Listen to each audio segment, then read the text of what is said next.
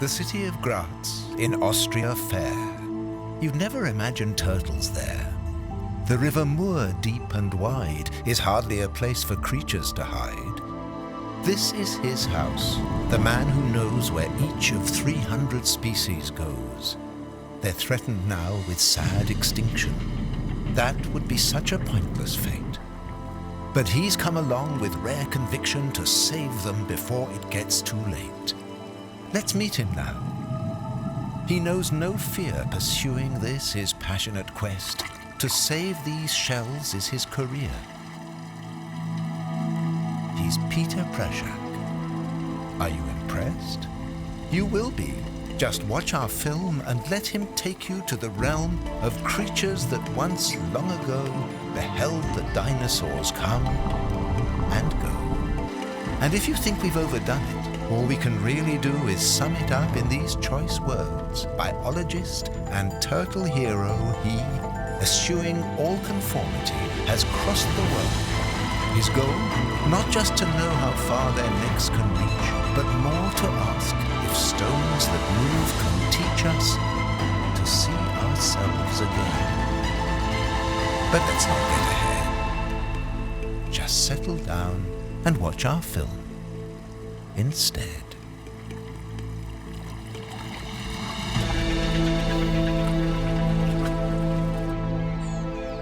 Austria.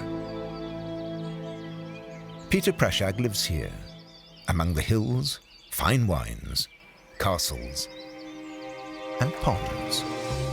He's looking for a 50-kilo Nile soft-shell giant turtle with his partner Shannon. I got the turtle to bring your head and your mask.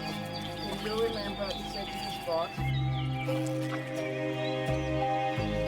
These turtles don't like being found. They hide in the mud, so Peter has to think like a turtle to pursue them.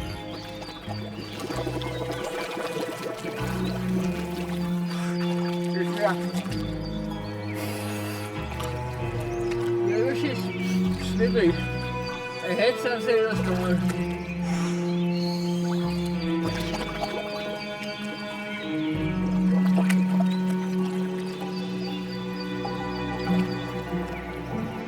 What is there? Look, Peter, there are bubbles.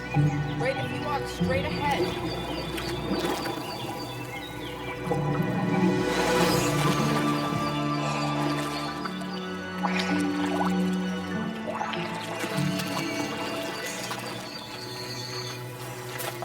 Yeah. Ooh, nice. In the long run, it's worth it. This turtle will one day play a vital role in the survival of its kind.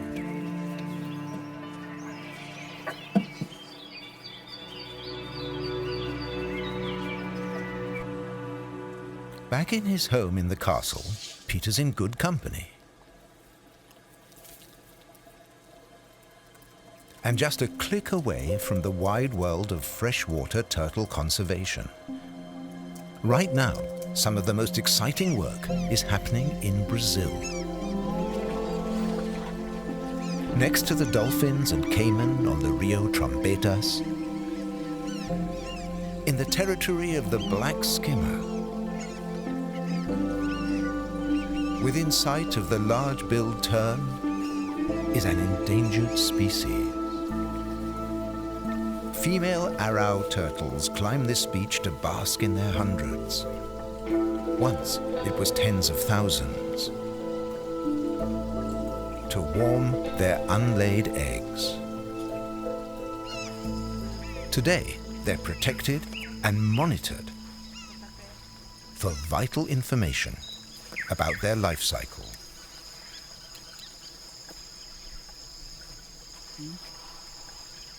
Measured to get an idea of their age.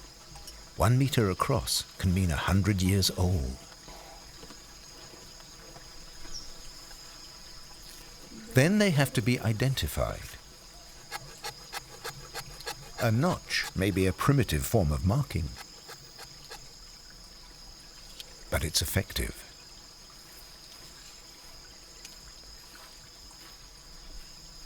Is 8 direto. And the research team led by Professor Dick Vogt has high technology too. Microchips are the quickest way to identify hundreds of younger individuals.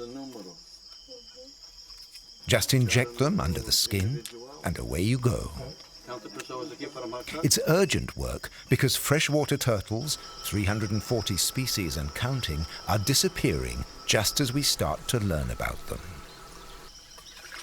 They use hydrophones to record turtle journeys, because otherwise, when they dive, turtles simply disappear. That's how they escape from marauding caiman.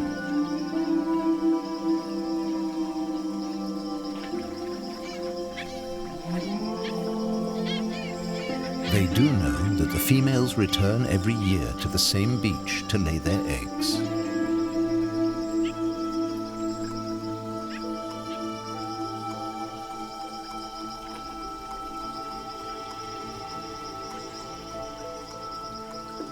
You wouldn't think it, but these arrow turtles are more nervous out of the water than in, scared of things that fly.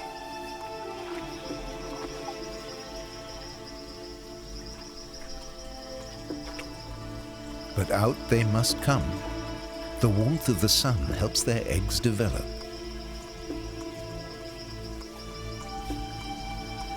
The slightest shadow sends them scampering back.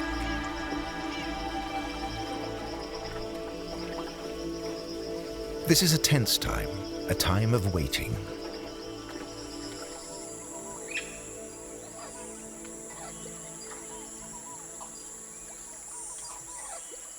But one night in December, things change. And by first light, everything is different.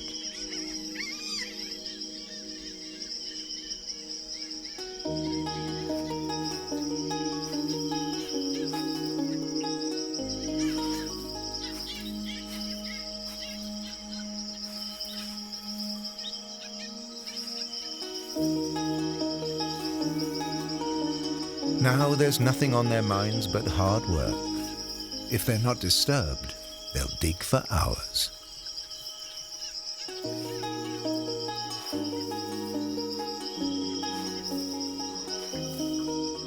They dig deep to avoid the predators, not knowing this affects the sex of their offspring.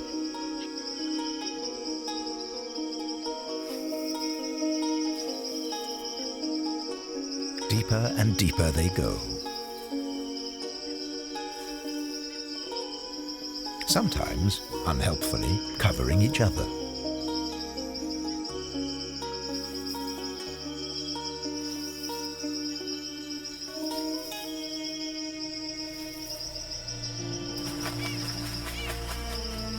The deepest spot is reserved for the eggs.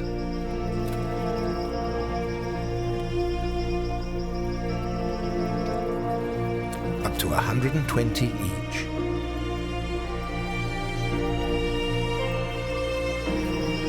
And then, before it gets too hot, back to the water.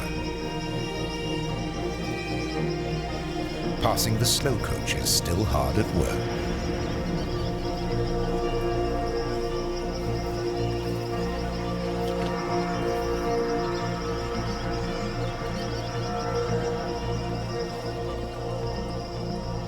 Don't worry about this one. If she dives into the mud, the caiman will never find her.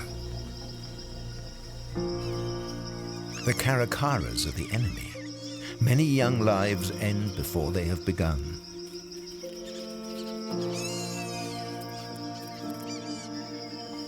Sometimes one turtle uncovers another's eggs.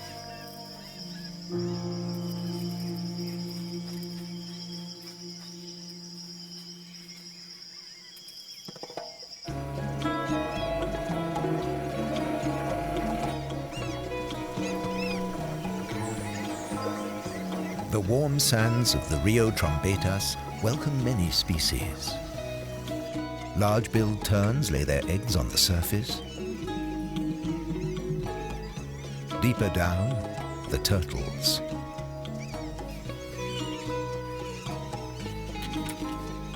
Camilla Ferrara is listening in to the eggs.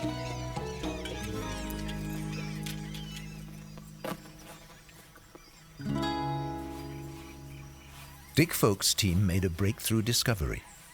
Baby turtles communicate while still in the eggs, deep in the sand. And their mothers wait in the river for 2 months to hear their calls. Camilla wants to find out when communication starts.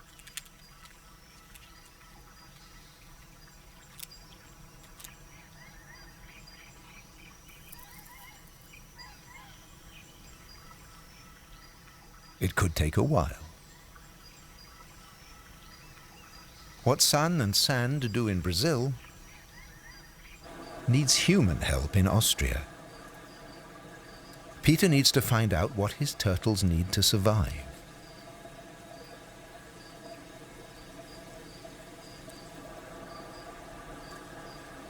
He's developed programs to save species that have been declared extinct in the wild.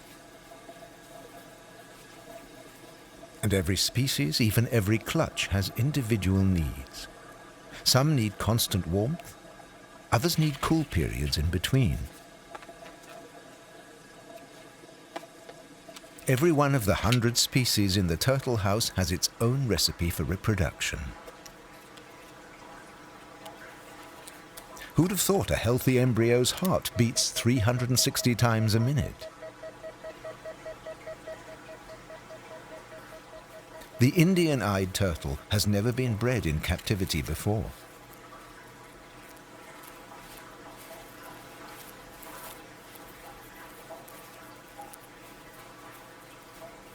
A world first, and a little piece of hope to be welcomed into the world.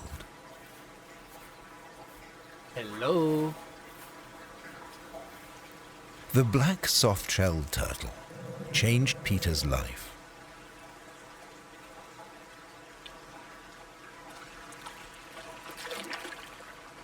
It was thought to have survived only in a pond at a mosque in Chittagong, Bangladesh, where it was fed and venerated in an unusual local tradition.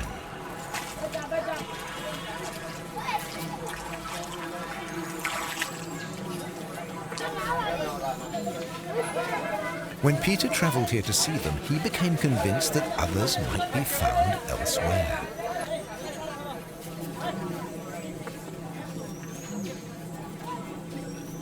In many ancient cultures, the turtle is a sacred animal. For Hindus in neighboring India, the turtle is an incarnation of Lord Vishnu, the supreme being and the guardian of creation. In mythology, the world rests on 4 elephants, and they in turn on the back of a turtle.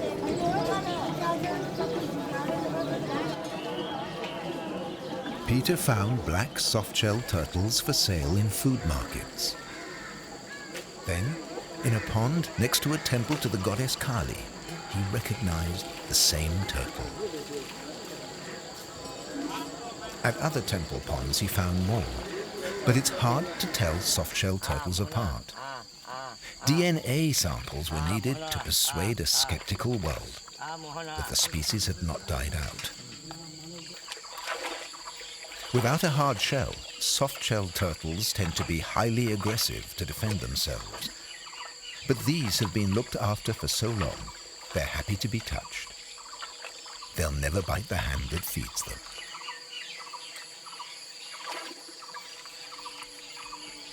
Finally, Peter found a wild population on a tributary of the Brahmaputra River.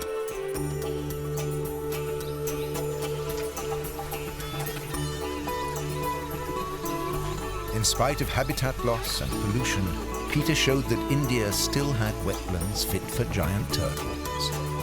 Black soft-shell turtles and Peter were on the turtle map. To be fair, he had a head start. Peter's first memory is of a turtle crawling under his cot, part of his father's big collection. One part is his special friend. The alligator snapping turtle is the oldest of all turtle species. One look at its jaws tells you why it survived from before the time of the dinosaurs.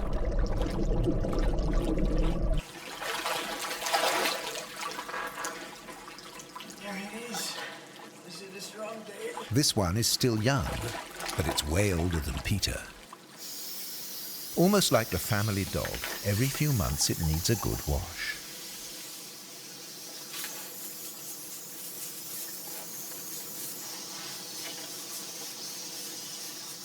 A worm-like appendage on the tip of its tongue lures prey into its mouth. Let's see where the leaves, baby. Turtles keep growing throughout their lives. So he was growing something like 5 millimeters in the last year. Berlin University's revolutionary scanners reveal the amazing anatomy unchanged for 220 million years. The shoulders and the pelvic girdle have moved within the fused rib cage that is the shell. All the vital organs are protected. Without movable ribs or a diaphragm, the leg muscles help the turtles breathe.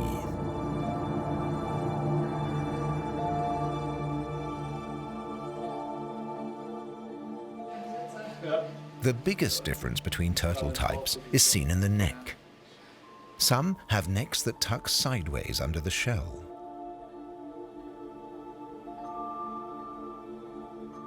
They curve from side to side like a snake to catch fish.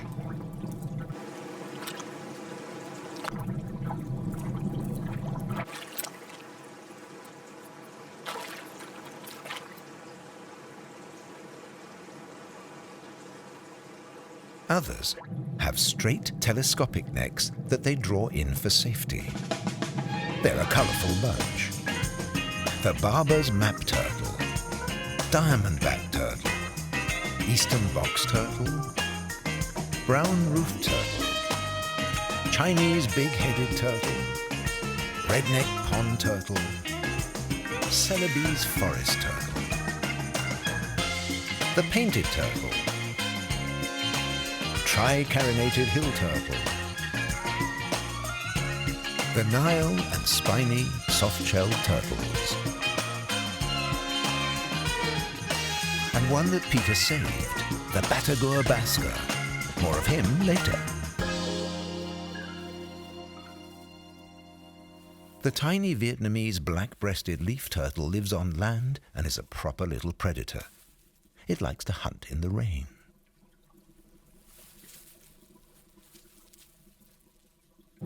The Indian narrow-headed softshell hides in the sand and has one of the fastest movements in the animal kingdom. Here it is, slowed down 100 times.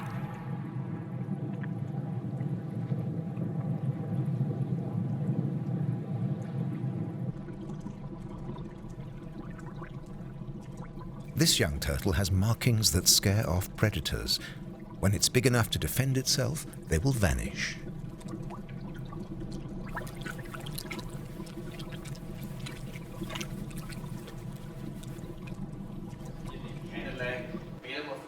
Peter can only lecture about the biggest and rarest freshwater turtle in the world, the Yangtze soft-shell giant turtle. Neither Peter nor his students have ever seen one alive. Only 4 are known to survive. The closest Peter gets is in Vienna's Natural History Museum. It's preserved in a jar next to other rare or extinct species. This is clearly a young turtle. If it hadn't been caught in Vietnam in 1914, it could still be alive today.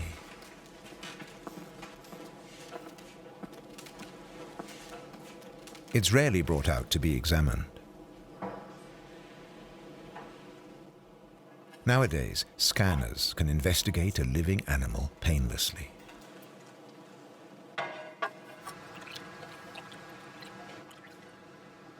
This animal was caught 100 years ago in Hanoi.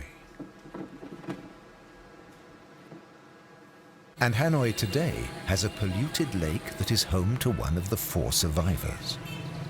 Local legend tells of a golden turtle whose sword once freed Vietnam from China before vanishing back into the depths. The A shrine to the victory holds the preserved remains of the last sacred turtle to share this lake. Now, just one lonely male swims amongst the noise and pollution.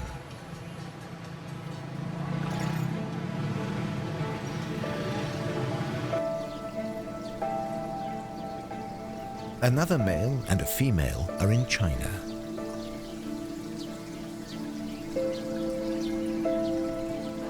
They've been brought together in Suzhou Zoo in the hope that they can save the species.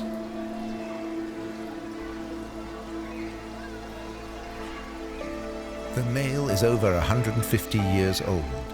The female nests every season, but her eggs have always been infertile.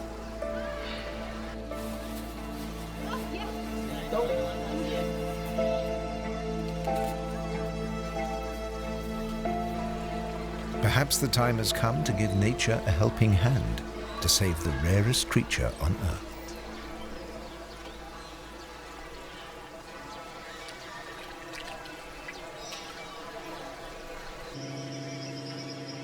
In Brazil, nature has taken her course. The rains have come to the Rio Trombetas.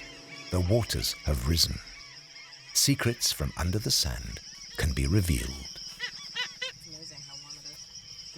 With over 2,000 separate recordings, Camilla is now sure how the arrow turtles talk to each other. So well. I can hear everything. I can hear so far away. This is one of 11 different calls, greatly amplified.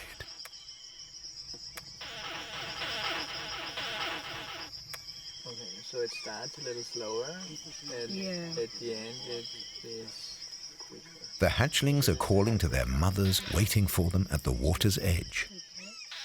They're also communicating with each other to synchronize their emergence. Just as we're nesting, the safest time for the hatchlings to come out is night.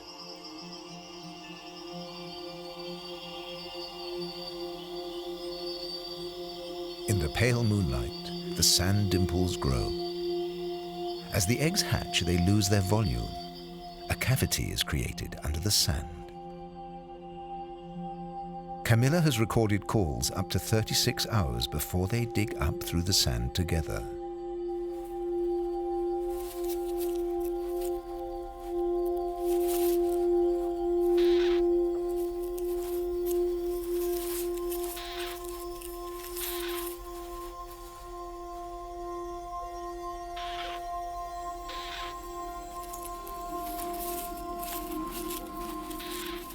Then, when they head for the river, there will be safety in numbers.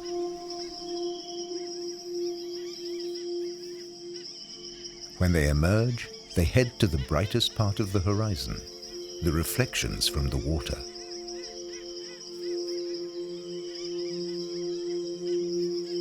For a 5-centimeter baby turtle, this is an epic journey. Each hatchling has absorbed energy from the remains of the egg yolk. Instinct tells it to make for the water as fast as it can.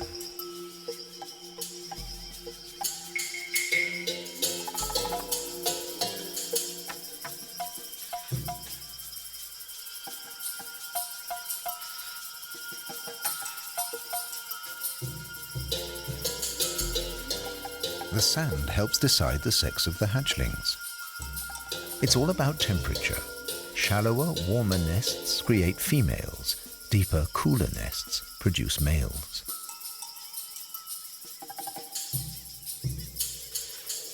Even after they emerge from the eggs, their shell is still forming. The caracara are on the lookout.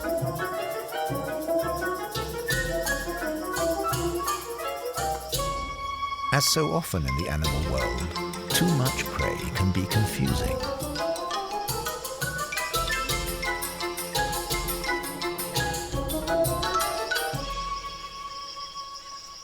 Once they reach the water, the hatchlings swim out to the females.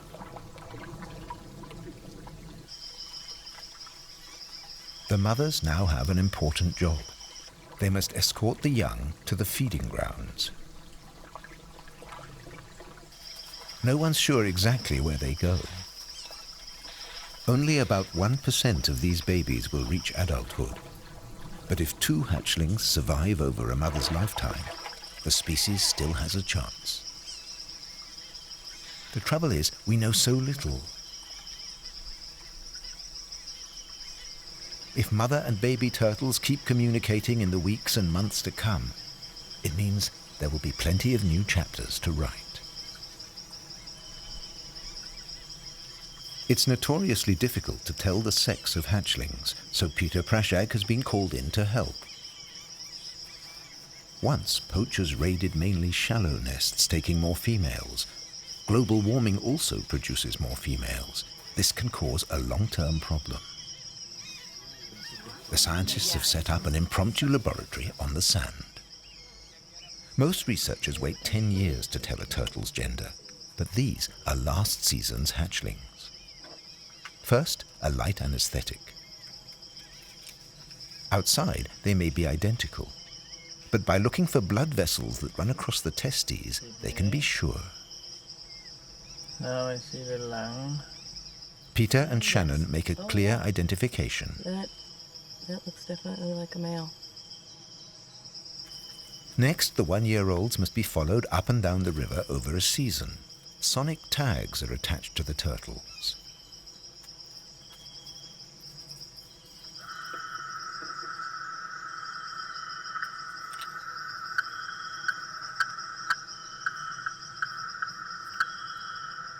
Hydrophones will pick up the signals.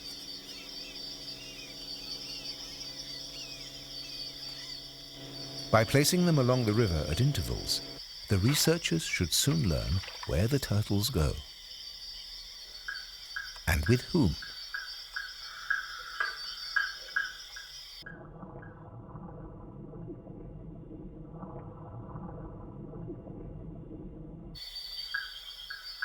Turtle research, like all conservation, is a jigsaw puzzle.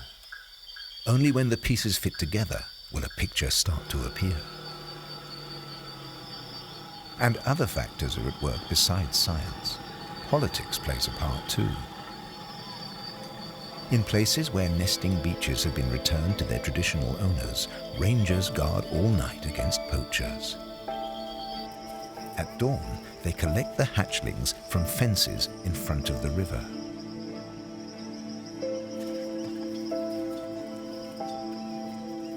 Elsewhere, the nests are marked, and the hatchlings are manually removed before they can emerge naturally.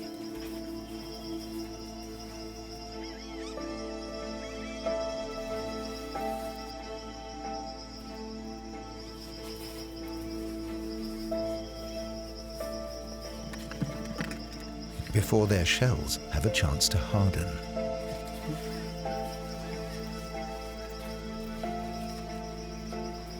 Hundreds are collected together. They're counted. Infertile eggs are recorded too.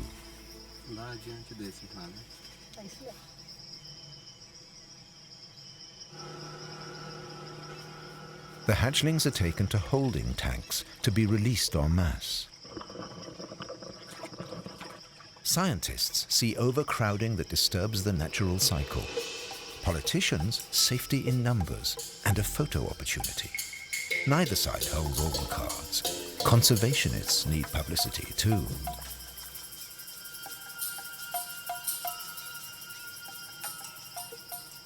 In Suzhou Zoo near Shanghai, conditions are far from perfect for giant turtles.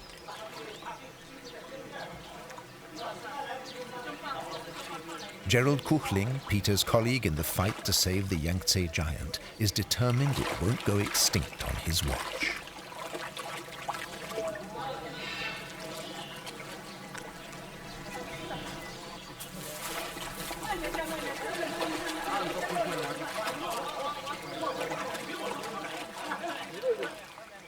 Gerald believes the only chance now is artificial insemination.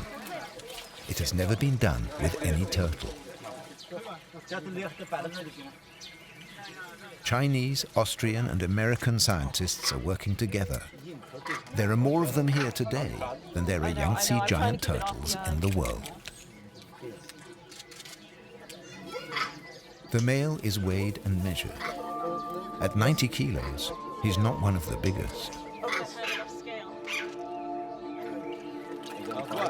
Then he's given a rest while they set out to find the female.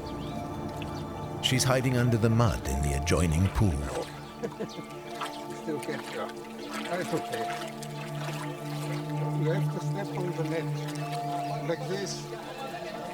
She may be the only female in existence. Next, the male is anesthetized in a makeshift operating theater next to the tanks.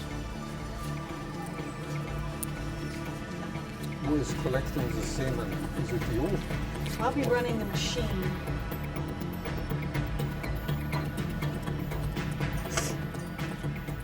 They will bring in the female to inseminate her after they've extracted the semen with electrical stimulation and checked it for living sperm. Follow the tip of his penis everywhere it goes. But this male is old. His genitals have been mutilated in an earlier fight with a rival male that he killed.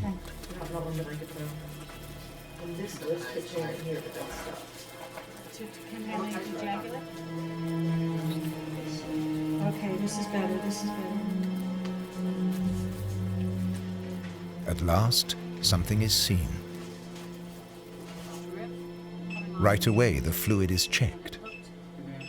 Thick, viscous, so it's possibly sperm in it. But it's only urine. For Gerald, it's a bitter disappointment. But there's worse news to come. The old sacred male in Hanoi has died. Peter goes to Vietnam. He hopes the old trick might work, a trip to the food market. Soft shells have been a delicacy here for thousands of years. The dream is to find a baby Yangtze giant for sale. Peter is one of the few people in the world who could identify it.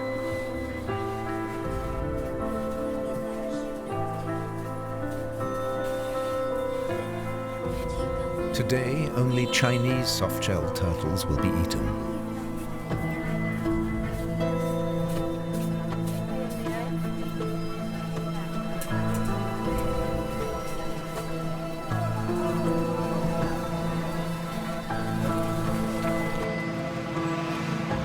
Before leaving Hanoi, a last visit to the now empty lake. And to the preserved specimen in the shrine. The last hope now is to find a Yangtze giant surviving in the wild. Time to go up country. Peter knows the drill. Talk to the locals.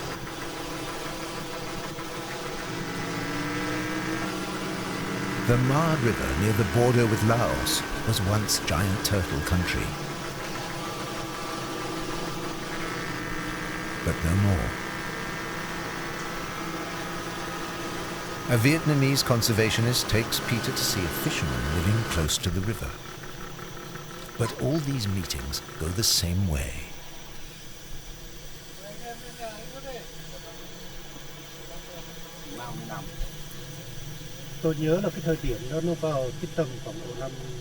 He's heard of the giant turtle, everyone has.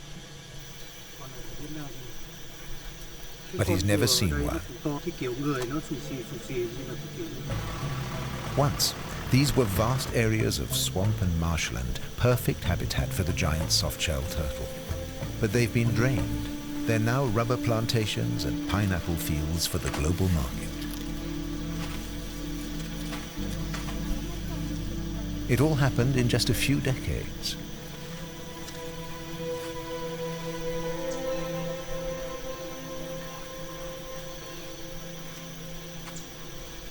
Pesticides spoiled the remaining untouched habitats.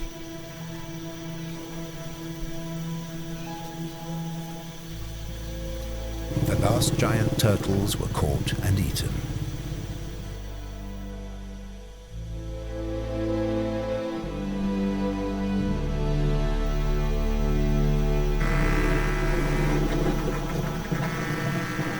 On the far side of the river, close to China, there are some less cultivated areas.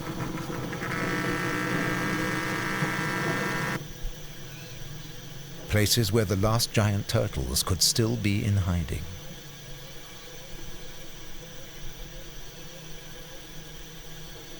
Together with a representative of the Asian Turtle Program in Hanoi, Peter seeks out an undrained area of swamps. Here he meets an old man with affectionate memories of the turtles. He hunted them.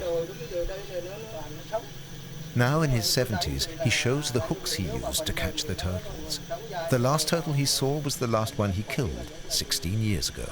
Standing in the boat, he took the wooden hammer and hammered it into the turtle. It was so big, a water buffalo dragged it to the shore. Peter is grateful for the knowledge, but he can't help wondering if this old man sealed the fate of the giant soft shell. The old man shows Peter how to hunt a giant turtle.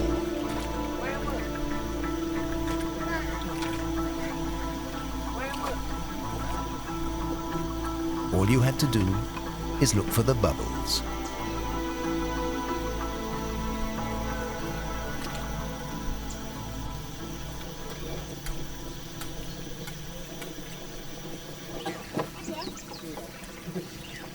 The fishermen of Dunyo Lake once caught the fourth and last Yangtze giant turtle known to exist. It took long negotiations with the government to make them set it free. Now it's only glimpsed occasionally, and nobody can answer the critical question, male or female. That'll be Peter's job. But first, they'll have to catch it again. Once again, the locals know best.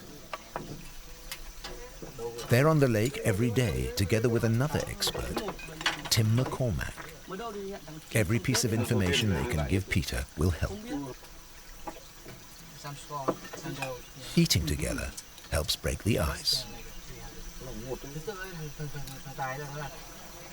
It's a big lake, so an artificial pond is prepared on an island to hold the turtle once it's been caught.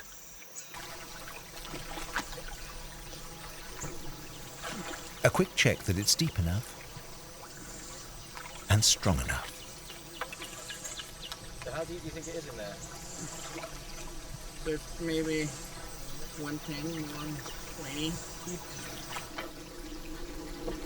After that, it's local knowledge and inspired guesswork.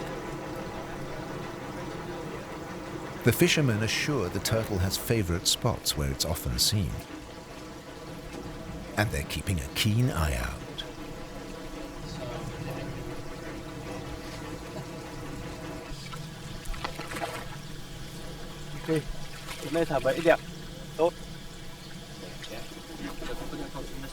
The tire tube allows space to breathe, and a pungent bait of rotten fish attracts the turtle. All that's missing are the official permits. Turtles seem to live forever, but so do bureaucrats.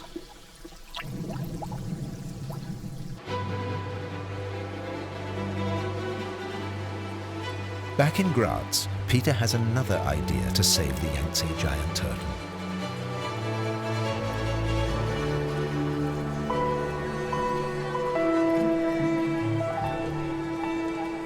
He has contacted Thomas Hildebrandt, a reproductive specialist from Berlin. Modern reproductive biology routinely freezes sperm, eggs, and even embryos and thaws them at a later date. But turtle semen is too viscous. The sperm has never survived.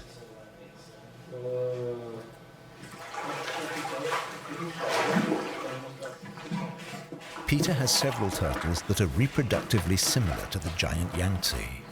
Thomas Hildebrandt has the knowledge. He's agreed to have a go on the Nile softshell turtle that came out of the pond in Graz.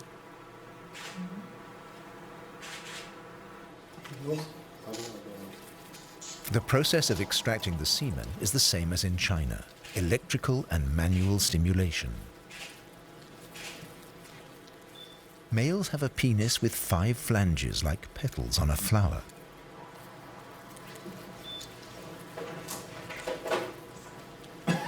The semen is carefully collected.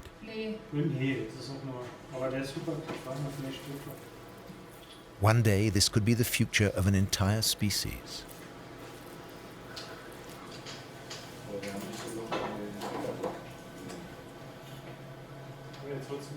Before freezing, the samples are checked to ensure that there are living sperm.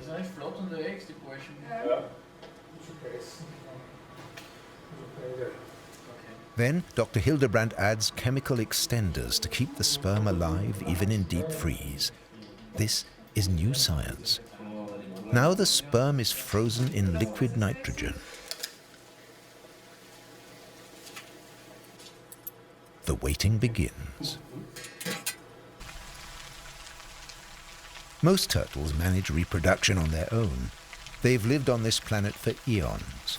With over 340 species, freshwater turtles are a successful group. Rain doesn't dampen the ardor of an eastern box turtle from Carolina. A male wood turtle from the northeastern United States also only has one thing on his mind.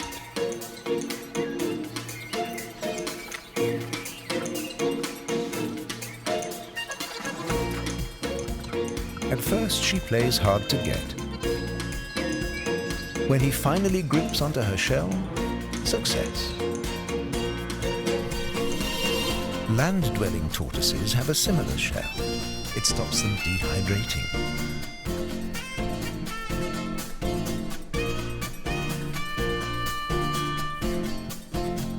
They have surprising turns of speed.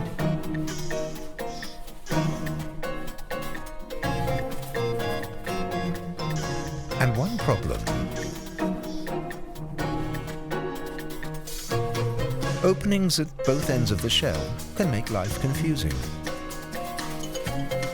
Everything can be more awkward on land.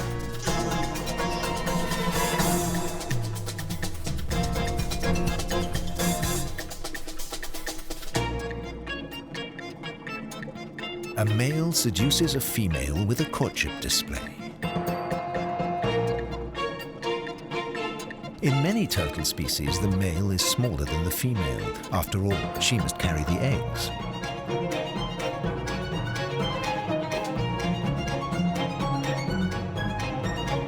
Here, the difference is extreme. But he's not put off by something as insignificant as size.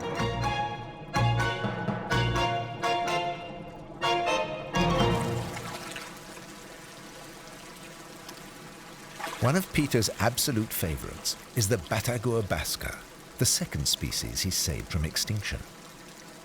Timing is all. A pink male is ready for mating. Peter places him with a female.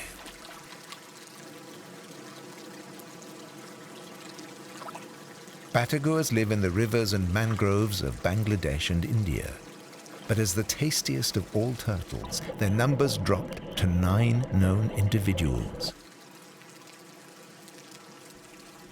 Peter's breeding programs in Austria, India, and Bangladesh have now raised that to 300.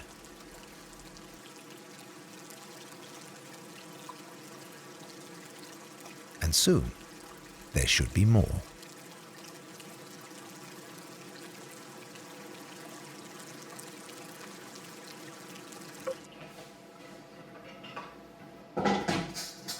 Dr. Hildebrandt returns to Graz. The time has come. If the sperm survives thawing, it'll be a turning point for turtle conservation.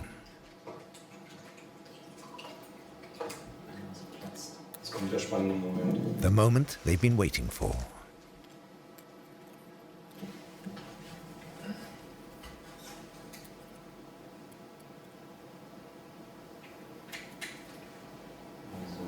Bewegen sich nicht. Ah, nein. Doch, es lebt. Ja, unglaublich. Moving slowly, but the sperm are alive. This could save the soft shells in China and Vietnam. If the turtle in the lake is trapped, and it's a male, its semen can be collected, frozen, and perhaps taken over the border to thaw relations between Vietnam and China.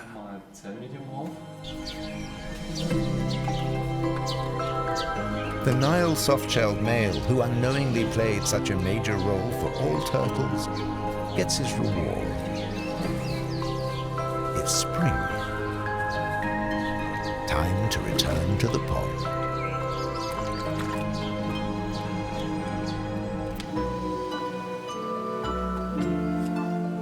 And there's more. The eggs the female batagoa laid were placed into incubators. Now Peter has 11 baby turtles.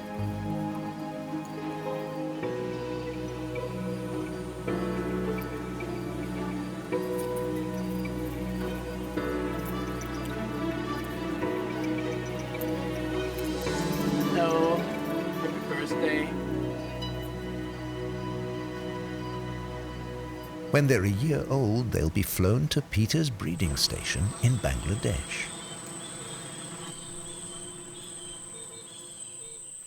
Peter's timing was good. Batagoas now have a real chance of survival. Just a few years more, it would have been too late. Now the challenge is to bring them back to the wild. In their natural habitats, rivers and tidal mangroves, batagoas were almost hunted to extinction for their meat and for their eggs.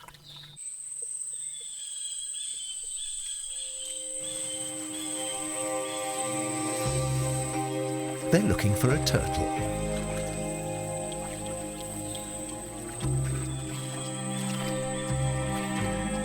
It must be here, somewhere.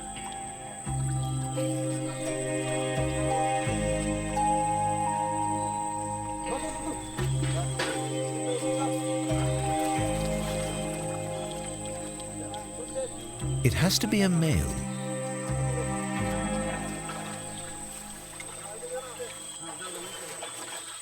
But this one's a female. The male has to be a particular size and weight.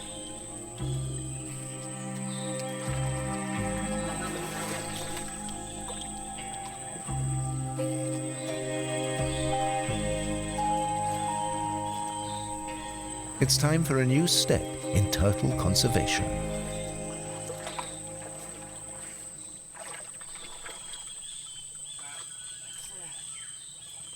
And here he is.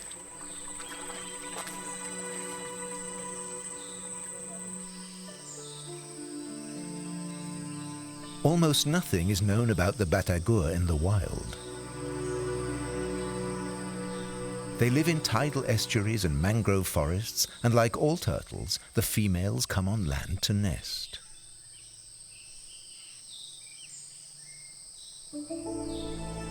This is their territory. Peter has funding to satellite tag 2 males. The tags will send packets of information into space and back again to Earth, showing exactly where each turtle has been. With the breeding season soon to start, Peter hopes that this male will find a female. And he'll learn if nesting still occurs in the wild.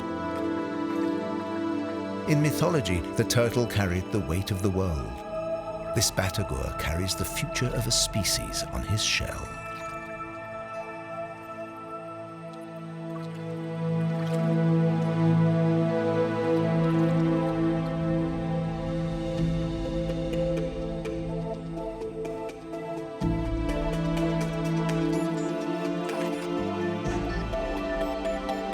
Turtles, with their long, slow, patient lives, can't adapt to rapid changes on Earth.